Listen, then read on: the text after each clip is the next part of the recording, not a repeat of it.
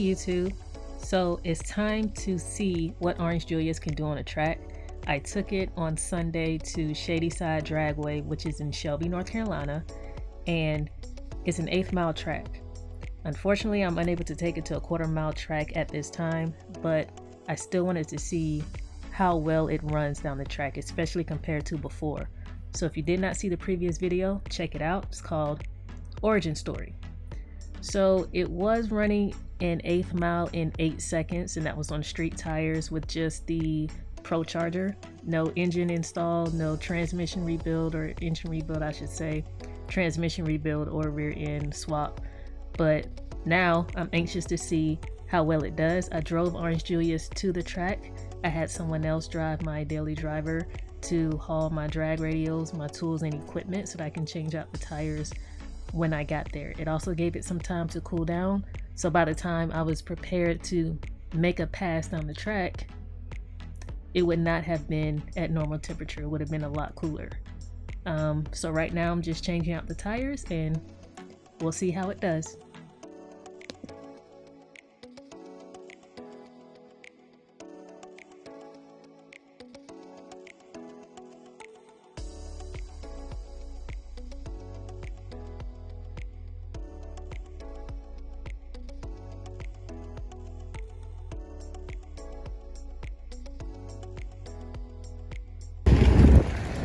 As you can see, I'm hot. It takes a whole lot of work just to prep this vehicle. This is why you need a truck and a trailer if you are going to ever be interested in racing on the track.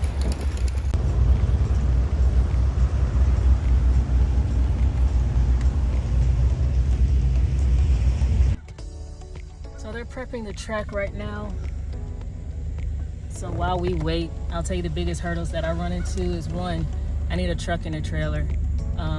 It took me about an hour to switch out all of my wheels and make sure the PSI was where it needed to be. But if I had a truck and a trailer, all of that would have been handled prior to us getting out here. So once you get to the track, just unload the car and get on the line and start racing. You can focus all of your energy on what you need to do, and you don't have to utilize all your energy switching out those wheels. So that's one of my biggest hurdles. Another one is on the cool down time. To get the car to cool down a lot quicker, I'm definitely going to need to get a generator and a fan. So definitely going to work on that. Let me see. It's definitely not a poor man's sport, so having to buy a truck and a trailer is definitely going to take some money that I don't have, or I won't say I won't have, I'm not willing to spend right now. I have other things in mind that I want to do with my money, and getting a truck and a trailer is not one of them. But if I can find one for cheap that I can purchase, sure, but I don't want to buy a cheap vehicle that I'm going to continuously have to fix, because that's just going to put me in a bind anyway. It's not going to do me any good. But it will definitely help. I mean, some of the dragways are not too far from my house, but at the same time, it was hot today. I was sweating. I actually have another shirt and a pair of shoes that I was going to wear because I knew I was going to be drenched. But it got to the point to where I'm like, it's almost, the track opened at 1, it was almost 2:30. And I'm just now getting online. I'm like, there's no point in me changing out now because I'm going to be hot sitting in line. So with track prep, you don't want to run your AC, because by the time you get to the track, all of that condensation is just going to drip on it, and it's just going to cause a headache for them to having to re-prep the track, and that takes a long time too. The track crew, I guess, whatever you want to call them, having to prep the track in between runs. Hence why I'm sitting here right now waiting to get on the track, because they're prepping it. But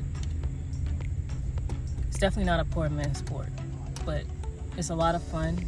I really enjoy doing it, and hopefully I can get some help here and there. I don't mind paying people for their services, but it does help when you have like other people that you're traveling with or that are interested in the same things that you're interested in, and they can, you know, lend a helping hand. But when you don't have that, it's very difficult doing it by yourself. Not impossible, just difficult. And I don't run from challenges. I'm still learning my own car before the upgrades, especially after the upgrades. So, I mean, it is what it is. It's fun until I decide to not spend any more money on it. Hopefully I'm able to, you know, enter in some competitions now that I know where my car kind of stands as far as timing. Maybe I'll win some competitions and get some money back. That's not my main focus, but it's definitely something that I would like to do to kind of offset some of the costs that took me to start this business. But I enjoy doing it, and until that time comes and I don't want to do it anymore, and it doesn't fulfill me anymore, or it doesn't bring me joy, I'll stop. I'm really doing this for myself, nobody else. It's not like somebody convinced me to go this route. It was something I was interested in. I listened to a lot of different people, met a couple of people as well. I just knew what I wanted to do. So my goal is to be a 10-second quarter-mile car.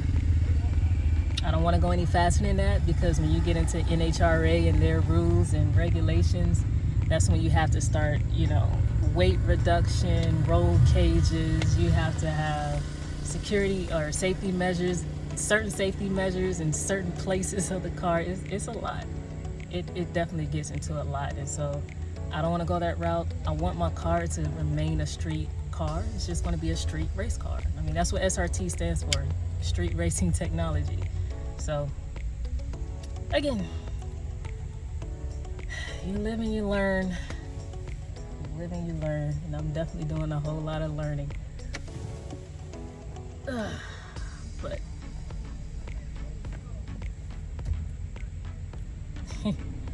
thanks for coming to my TED Talk.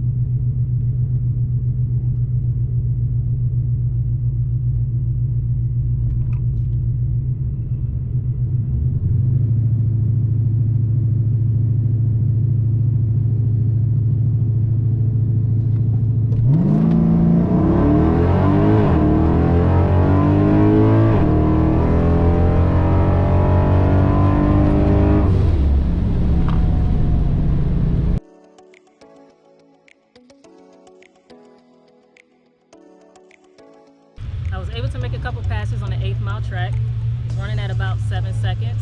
So I set the rear wheels to 19 psi, the front ones to 42